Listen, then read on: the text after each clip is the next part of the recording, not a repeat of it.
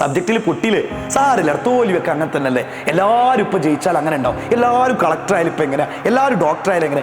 ഒരു കുട്ടി എനിക്ക് ജനുവരി 4-ാം തീയതി ഒരു മെസ്സേജ് അയക്കാണ്, സാറേ ഞാൻ നാളെ സ്കൂളിൽ പോകുന്നില്ല, നാളെ എക്സാം പേപ്പറൊക്കെ കിട്ടും. എടാ എനിക്കൊന്നും A+ ഉണ്ടായിട്ടില്ല, ഞാനൊന്നും ഫ്ലെക്സ് ബോർഡിൽ ഉണ്ടായിട്ടില്ല. തലങ്ങനെ താഴ്ത്തിയിട്ട് നിങ്ങളെ മുന്നിലേക്ക് വരുമ്പോൾ നിങ്ങൾ മനസ്സിലാക്കേണ്ട ഒരു കാര്യമാണ്, നിങ്ങൾ ലോകം കണ്ടവരാണ്, ജീവിതം കണ്ടവരാണ്, നിങ്ങൾക്ക് എന്തിനേയും തരണം ചെയ്യാൻ പറ്റും. ഹായ് മക്കൾസ്, എക്സാം പേപ്പറൊക്കെ കിട്ടിയില്ലേ? നിങ്ങളൊരൊറ്റ കാര്യം ചെയ്യണം, നിങ്ങൾ സാറ്റിസ്ഫൈഡ് ആണോ അല്ലയോ എന്നുള്ളത് ജസ്റ്റ് ഒന്ന് കമൻറ്റ് ചെയ്യുക. ഇനി നിങ്ങൾക്കുള്ള വീഡിയോ അല്ല ഇത്, നിങ്ങൾക്ക് പേപ്പർ കിട്ടിയതിൽ നിങ്ങൾ ഓക്കെ ആണോ അല്ലയോ എന്നുള്ളത് ജസ്റ്റ് ഒന്ന് കമൻറ്റ് ചെയ്തിട്ട് ഇതിൻ്റെ ലിങ്ക് ഒന്ന് നിങ്ങളുടെ പാരൻസിന് ഷെയർ ചെയ്ത് കൊടുക്കുക, നിങ്ങൾക്കുള്ളതല്ല. ഇനി പാരൻസിൻ്റെ മുന്നിലേക്ക് ഈ ഫോൺ കൊണ്ടാണെങ്കിൽ അങ്ങനെ.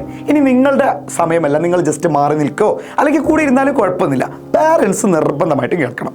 ഒരു കുട്ടി എനിക്ക് ജനുവരി 4-ാം തീയതി ഞായറാഴ്ച എനിക്കൊരു മെസ്സേജ് അയക്കാണ്, സാറേ ഞാൻ നാളെ സ്കൂളിൽ പോകുന്നില്ല.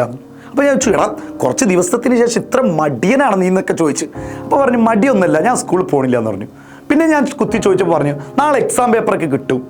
എൻ്റെ ഉമ്മ ടീച്ചറിന് വാക്ക് കൊടുത്തിട്ടുണ്ട്, ഫിസിക്സിൻ്റെ ടീച്ചറിന് വാക്ക് കൊടുത്തിട്ടുണ്ട്, അടുത്ത എക്സാമിൽ 40-ൽ 38 മാർക്ക് വാങ്ങുമെന്നുള്ള ഉറപ്പ് കൊടുത്തിട്ടുണ്ട്. അതുകൊണ്ട് 40-ൽ 38 മാർക്ക് ഇല്ലെങ്കിൽ വീട്ടിലേക്ക് വരണ്ട എന്നുള്ള കർശനമായിട്ടുള്ള ഇത് തന്നിട്ടുള്ളതാണ് പാരൻസ് എന്ന് പറയുന്നത്.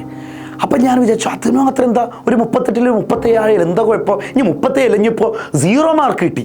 പക്ഷെ എന്താണ് കുട്ടീനോട് വരണ്ടെന്നൊക്കെ പറയുമ്പോൾ, അപ്പോൾ ശരിക്കും അത് പാരൻറ്റിന് ഒരിക്കലും സ്നേഹമില്ലാഞ്ഞിട്ടല്ല, ആ പാരൻറ്റിന് ഏറ്റവും ഇഷ്ടം കൊണ്ട് തന്നെയാണ്. പക്ഷേ നിങ്ങളുടെ രക്ഷിതാക്കൾക്കുള്ളൊരു പ്രശ്നമുണ്ട്.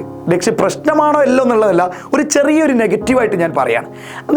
നിങ്ങൾ ആരുടെയെങ്കിലും മുന്നിൽ നിങ്ങളുടെ കാലിബർ വെച്ചിട്ടല്ല നിങ്ങൾ വാക്ക് കൊടുക്കുക, നിങ്ങളുടെ കുട്ടികളെ വെച്ചിട്ട് എപ്പോഴും പറയും ഇവൻ ഫസ്റ്റ് വാങ്ങും, ഇന്ന് അടുത്ത് നോക്കിക്കും ഇവനായിരിക്കും ക്ലാസ്സിലെ ടോപ്പർ, അടുത്ത് നോക്കിക്കും ഇവനായിരിക്കും 1-ാം റാങ്കുകാരൻ, എന്നിട്ട് അവരെങ്ങനെ ഫോഴ്സ് ചെയ്തുകൊണ്ടിരിക്കും. എൻ്റെ പ്രിയപ്പെട്ട രക്ഷിതാക്കളെ, ഉമ്മമാരെ, അച്ഛന്മാരെ, നിങ്ങളിത് കേൾക്കേണ്ട ഒരു കാര്യം. നമുക്ക് ഏകദേശം വയസ്സ് ചിലപ്പോൾ ഒരു പക്ഷേ നിങ്ങൾക്ക് 35, 40, 45 വയസ്സായിരിക്കും.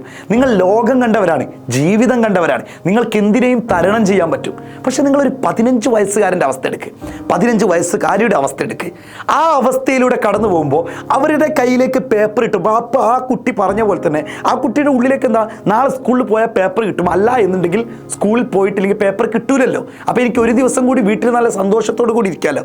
വീടെന്ന് പറയുന്നത്, അച്ഛൻ എന്ന് പറയുന്നത്, അമ്മ എന്ന് പറയുന്നത് ഒരു കുട്ടിയെ സംബന്ധിച്ച് അവൻ്റെ എല്ലാമാണ്. അത് കഴിഞ്ഞിട്ടുള്ള അവനക്ക് ടീച്ചറുള്ളൂ, അവനക്ക് ഫ്രണ്ട്സുള്ളൂ, അവനക്ക് നാട്ടുകാരുള്ളൂ. ആ നിങ്ങളുടെ എല്ലാമായ നിങ്ങൾ തന്നെ അവൻ്റെ ഉള്ളിലേക്ക് നിങ്ങളെന്നുള്ള ഒരു ശത്രുവെ നിങ്ങൾ ഉണ്ടാക്കി കൊടുക്കുകയാണ്. ഒരു കുട്ടിയെ സംബന്ധിച്ച്, അതായത് 15, 14 വയസ്സ് അല്ലെങ്കിൽ 13 വയസ്സ് അല്ലെങ്കിൽ 12 വയസ്സ്, ഏത് ക്ലാസ് ആവട്ടെ, അവരുടെ ഉള്ളിലേക്ക് നിങ്ങളെന്ന ശത്രുവിനെ നിങ്ങൾ ഉണ്ടാക്കി കൊടുക്കുകയാണ്. നിങ്ങളെന്ന മദർ എന്നുള്ള പൊസിഷനെ നിങ്ങളെന്ന എനിമിയാക്കി മാറ്റാണ്, നിങ്ങളൊരു ശത്രുവായി മാറാൻ. ഇത് എല്ലാ കാലത്തും ആ കുട്ടികളുടെ മനസ്സിലേക്ക് ഉണ്ടായിരിക്കും. ഇനി സ്കൂളിൽ പോയൊരു കുട്ടിയെ സംബന്ധിച്ച് സ്കൂളിൽ പേപ്പർ ഇങ്ങനെ ഓരോ സബ്ജക്റ്റുകളായിട്ട് ഇങ്ങനെ കിട്ടും, അത് സ്വാഭാവികമാണ്, അത് നാച്ചുറലായിട്ട് സംഭവിക്കുന്നതാണ്.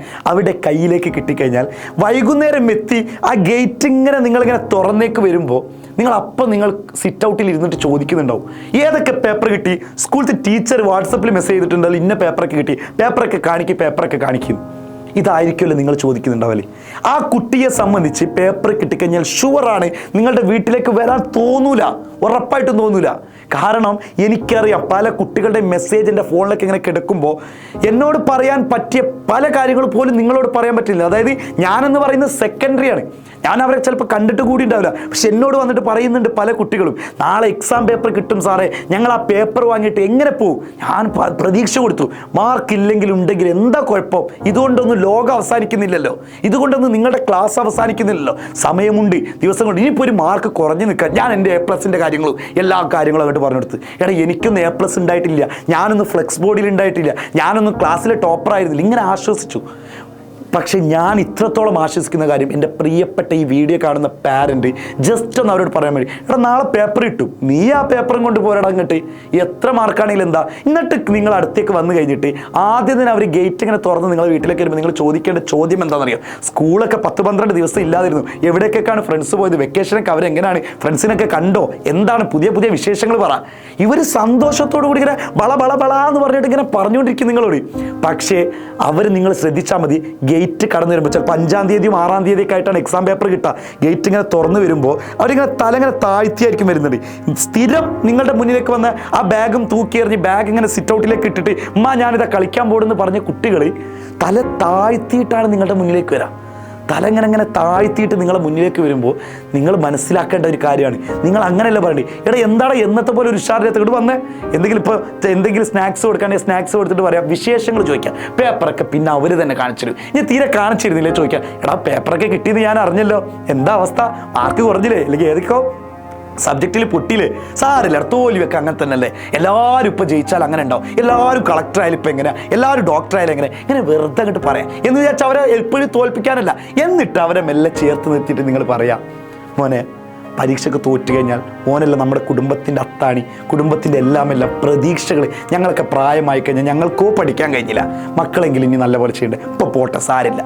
ഉറപ്പായിട്ടും നിങ്ങൾ വിചാരിച്ചോ അങ്ങനെയാണ് നിങ്ങൾ കുട്ടികളോട് ബിഹേവ് ചെയ്തിട്ടുണ്ടെങ്കിൽ ഷുവറായിട്ടും അടുത്ത എന്താണോ എക്സാം ഉള്ളത് അതിലവർക്ക് വലിയ മാറ്റങ്ങളില്ലെങ്കിലും മാറ്റം ഉണ്ടാവും എന്നുള്ള തീർച്ചയാണ്. അതുകൊണ്ട് എൻ്റെ രക്ഷിതാക്കളോട് പറയുന്നത്, അവരോട് ഹാർഷായിട്ടല്ല നിങ്ങൾ സംസാരിക്കേണ്ടത്, അവരോട് എതിർത്തല്ല സംസാരിക്കേണ്ടത്. കാരണം അവർ നിങ്ങളുടെ കൂലിപ്പണിക്കാരല്ല. അവർ നിങ്ങൾ കൊടുത്ത 1000 രൂപ കൊടുത്തിട്ട് രാവിലെ പഠിക്കാൻ വിട്ടത് കൂലിപ്പണിക്കാരായിട്ട് കാണല്ലേ, അല്ലെങ്കിൽ നമ്മുടെ വീട് വാർക്കലിന് വന്ന അല്ലെങ്കിൽ വീടിൻ്റെ പണിക്ക് വന്ന കൂലിപ്പണിക്കാരല്ല. അവർ നിങ്ങളുടെ മക്കളാണ്, നിങ്ങളുടെ മക്കളാണ്. ഒരുപക്ഷെ ചിലപ്പോൾ നിങ്ങൾ അയൽവാസിയെ വെച്ചിട്ട് കമ്പയർ ചെയ്യുന്നതാണ്. ചിലപ്പോൾ ഒരുമിച്ച് 2 ആൾ കൂടി സ്കൂളിൽ പോകുന്ന ഒരാൾക്ക് നല്ല മാർക്ക് ഒരാൾക്ക് മോശം മാർക്കായിരിക്കും എന്ന് വിചാരിച്ചാൽ അത് മോശം പയ്യനല്ല, അല്ലെങ്കിൽ അത് മറ്റവൻ നല്ലവനും ഇവൻ മോശവും അങ്ങനെ നിങ്ങൾ കാണല്ലേ. ഒരു മാർക്കിൻ്റെ അടിസ്ഥാനത്തിൽ കുട്ടികളുടെ ക്യാരക്ടറുകളും കുട്ടികളുടെ ആറ്റിറ്റ്യൂഡും നിങ്ങളായിട്ട് മാറ്റരുത് എന്ന് പറയാൻ മാത്രമാണ് ഈ വീഡിയോ ചെയ്തത്. എൻ്റെ പ്രിയപ്പെട്ട മക്കളെ നിങ്ങൾ കുരുതി കൊടുക്കാതെ അവർക്ക് വീടെന്ന് പറയുന്നത് ഒരു സാന്ത്വനവും, അമ്മ എന്ന് പറയുന്നത് ഒരു സുഹൃത്തും, അച്ഛൻ എന്ന് പറയുന്നത് എക്കാലത്തും അവരുടെ സഹോദരനും ആവുന്ന രൂപത്തിലേക്ക് നിങ്ങൾ കൊണ്ടുപോയാൽ ഉറപ്പായിട്ടും നിങ്ങൾ വിചാരിക്കുന്ന വിജയം അത് മാർക്കെന്നാവണമെന്നില്ല, ജീവിതത്തിൽ അവർ വിജയിക്കും. നിങ്ങളതിന് തടസ്സം നിൽക്കാതിരുന്നാൽ മതി. Thank you.